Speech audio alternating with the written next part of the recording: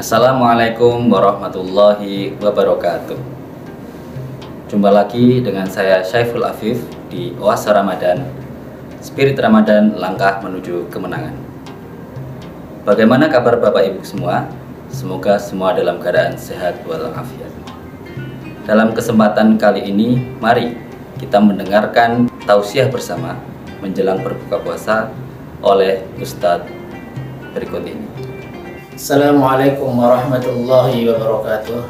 Suaimin, suaimat yang dirahmati oleh Allah Subhanahu wa Ta'ala. Alhamdulillah, wassalatu wassalamu ala Rasulillah wa ala alihi wa ashabihi wa mawalah. La hawla wa la quwwata illa billah, amma ba'du.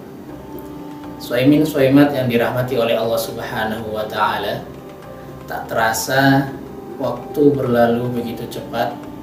Puasa Ramadan tak terasa sekarang sudah berada di penghujung bulan, di mana kita sering mendengar sebagaimana yang telah sering kita dengar dari para alim ulama bahwa Ashrul Awakhir, 10 hari terakhir pada bulan Ramadan itu adalah idkum minan nar, atau pembebasan kita dari api neraka. Dikatakan awwaluhu rahmah wa awsatuhu maghfirah wa akhiruhu idkum minan nar. Mudah-mudahan pada 10 hari terakhir puasa ini kita benar-benar mendapatkan ampunan dari Allah Subhanahu wa Ta'ala, terbebas dari api neraka dan mendapatkan ridhonya berupa surganya nanti di akhirat. Amin. Allahumma amin. Suaimin, suaimat yang dirahmati oleh Allah Subhanahu wa Ta'ala, bertepatan dengan berakhirnya bulan Ramadan, maka dimulailah bulan Syawal, atau dengan kata lain kembali kita melakukan aktivitas kita sehari-hari pada bulan 11 bulan setelah Ramadan, yang dimana bulan ini bulan yang harus benar-benar kita jaga, harus benar-benar bisa memberikan bukti bahwa Ramadan ini benar-benar telah membentuk kita menjadi pribadi-pribadi yang lebih baik daripada sebelumnya. Salah satu yang harus kita jalankan setelah berakhirnya bulan Ramadan itu adalah zakat fitrah. Sebagaimana yang telah kita ketahui bersama bahwa zakat fitrah ini disyariatkan bersamaan persis dengan bulan Ramadan, yaitu pada tahun kedua Hijriah. Dengan disyariatkannya Ramadan, maka pada tahun itu juga disyariatkan untuk mengeluarkan zakat fitrah. Kenapa dinamakan zakat fitrah? Menurut sebagian ulama mengatakan bahwa penamaan zakat fitrah ini mengandung dua hal. Yang pertama itu adalah arti daripada fitrah itu sendiri dalam kapasitasnya berkaitan dengan puasa, yaitu iftar. Yaitu artinya dengan berakhirnya Ramadan maka kita beriftar, kita berbuka, atau kita kembali lagi tidak berpuasa, yaitu dengan cara kita mengeluarkan apa yang kita miliki. Kemudian yang kedua itu adalah mengandung makna daripada fitrah itu sendiri, yaitu suci atau kembali suci. Artinya dengan berakhirnya bulan puasa Ramadan, maka kita kembali menjadi pribadi-pribadi yang kembali ke fitrah kita, menjadi suci. Salah satunya adalah dengan melakukan zakat fitrah. Kenapa dikatakan seperti ini? Karena hikmah dari disyariatkannya zakat fitrah pada bulan Syawal, setelah bulan Ramadan, itu adalah yang pertama, zakat fitrah itu adalah untuk menghilangkan, untuk menyucikan perbuatan-perbuatan tercela yang telah kita lakukan pada bulan Ramadan. Tentunya manusiawi, ya. Sebagaimana tabiat manusia itu kan selama ini tabiat manusia itu adalah innal insana khuliqa halu'a idza massahu syarru jazu'a. Jadi tabiatnya manusia itu ketika dia mendapatkan hal-hal yang buruk, jazu'a, mereka mengeluh. Wa idza massahul khairu manu'a, dan kita jika mendapatkan hal-hal yang baik itu malah lupa bersyukur kepada Allah Subhanahu wa Ta'ala. Maka dengan adanya zakat fitrah ini salah satu manfaatnya adalah membersihkan kegiatan atau hal-hal yang kurang bagus yang tanpa kita sadari sudah kita lakukan pada bulan Ramadan ini. Ini yang pertama. Kemudian yang kedua, hikmah dari zakat fitrah adalah kita berbagi bersama, kita berempati bersama dengan para kaum du'afa, dengan para fakir miskin, agar tidak ada orang yang kelaparan, agar tidak ada orang yang tidak memiliki makanan pada bulan Syawal ini. Ini adalah hikmah disyariatkannya zakat fitrah. Hukum daripada zakat fitrah adalah wajib, sebagaimana disabdakan oleh Rasulullah SAW yang diriwayatkan dari Abdullah ibnu Amr bahwa setiap muslim itu diwajibkan untuk mengeluarkan zakatnya. Kalau dalam hadis disebutkan adalah so'an min tamrin, disebutkan dengan dengan gandum atau dengan kurma.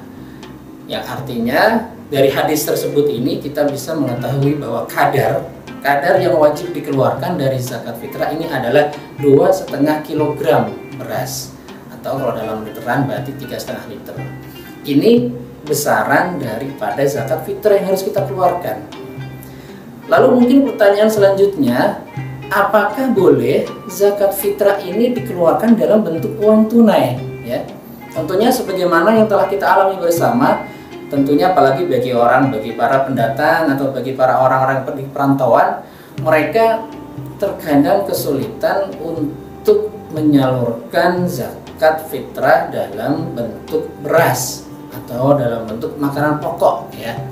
Ini makanya sebagian dari teman-teman kita, saudara-saudara kita, bahkan juga telah diperkuat dengan pemerintah kita yang menyatakan melalui Basnas ataupun melalui kantor-kantor Kementerian Agama setempat mengeluarkan edaran bahwa zakat fitrah boleh dilaksanakan dalam bentuk uang tunai sesuai dengan ketetapan yang telah ditetapkan. Atau dalam hal ini Basnas ataupun Kemenag itu adalah merupakan daripada bagian wilayatul amri.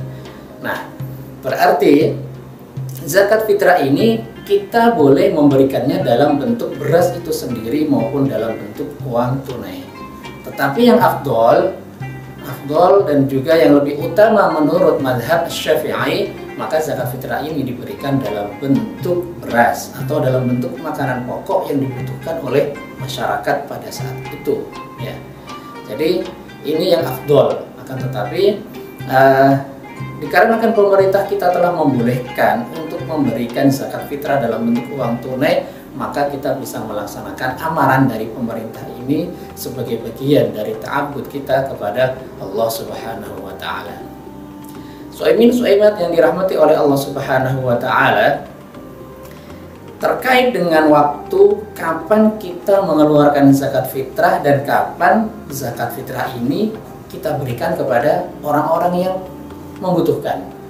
Nah, terkait dengan waktu kapan kita mengeluarkan zakat fitrah, jumhur ulama mengatakan bahwa waktu dikeluarkan zakat fitrah itu adalah pada hari terakhir bulan Ramadan hingga sebelum dilaksanakan sholat Aid. Jadi zakat fitrah ini waktu yang paling afdol itu adalah dikeluarkan pada saat setelah matahari terbenam di hari terakhir bulan Ramadan. Atau dalam budaya kita berarti biasanya kalau menjelang Idul Fitri itu berarti kan saudara-saudara kita baik di rumah, di masjid, di musola itu pada bertakbir. Jadi waktu yang paling afdol itu adalah dikeluarkan pada saat setelah pada saat terbenamnya matahari di bulan Ramadan hari terakhir hingga sebelum sholat Aid. Akan tetapi menurut mazhab Syafi'i, zakat fitrah ini boleh dikeluarkan dari awal bulan Ramadan. Kenapa mazhab Syafi'i mengatakan seperti ini? Dikarenakan jika zakat fitrah ini sudah diberikan dari awal bulan Ramadan, maka itu bisa lebih dirasakan oleh para kaum du'afa dan para fakir miskin. Karena tentunya kalau terkait dengan zakat itu kan nanti juga akan terkait dengan penyaluran, ya kan? Jadi kalau sudah dikeluarkan pada awal-awal bulan Ramadan, maka mudah-mudahan sebelum sholat Id itu semua bisa lebih mudah tersalurkan kepada seluruh kaum miskin dan kaum du'afa.